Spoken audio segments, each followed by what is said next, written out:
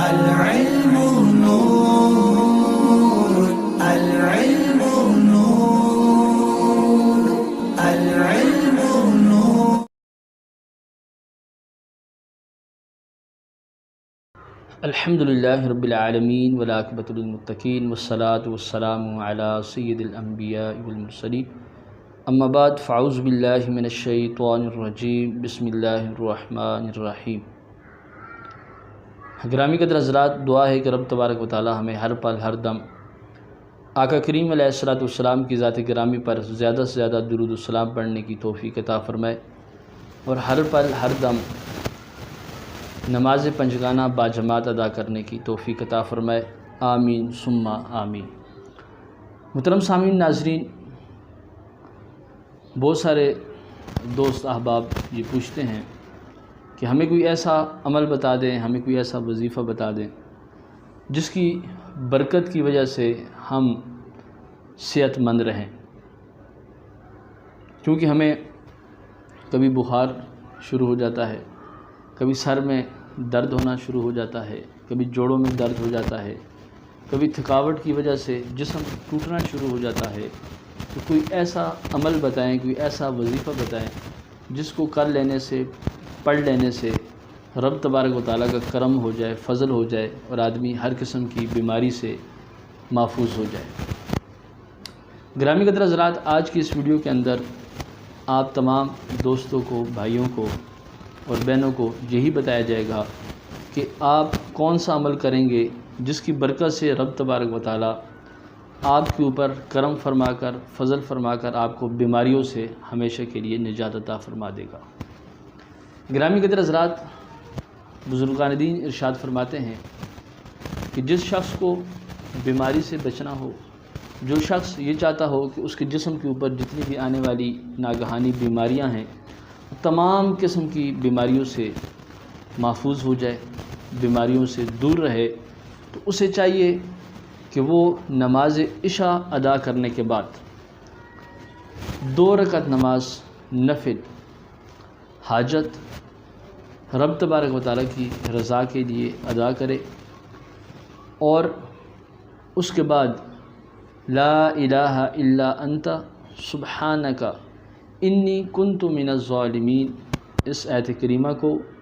1011 مرتبہ پڑھ کر پانی پہ دم کر کے پی لے،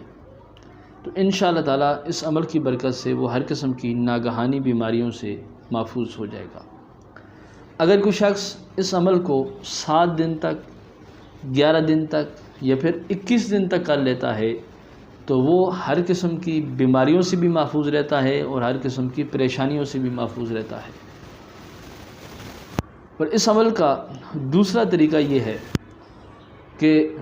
کوئی شخص 2 رکعت نماز نفل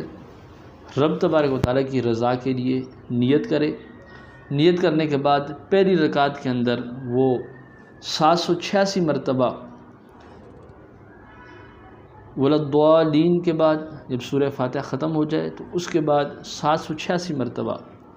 اس نے لا الہ الا انت سبحانک انی کنت من الظالمین پہلی رکعت کے اندر پڑھنی ہے.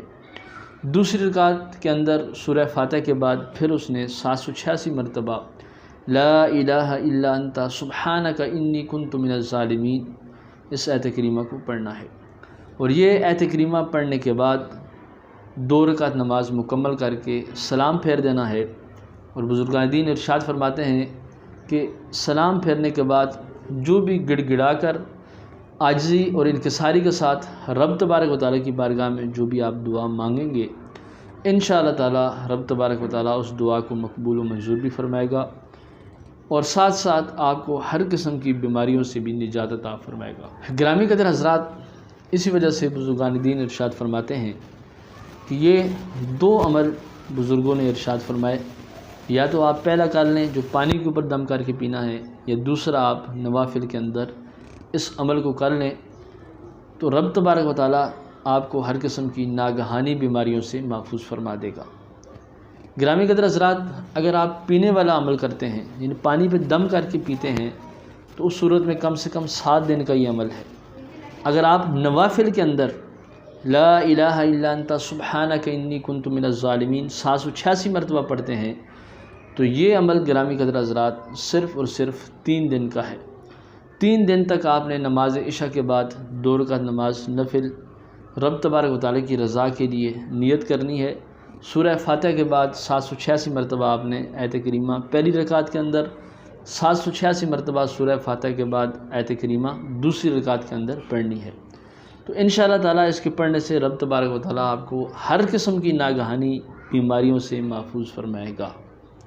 آج کی یہ مختصر سی ویڈیو آپ کو کیسی لگی؟ آپ ضرور کمنٹس میں اپنی رائے کا اظہار کیجیے گا۔ دعاؤں میں یاد رکھیے گا۔ السلام علیکم ورحمۃ اللہ وبرکاتہ۔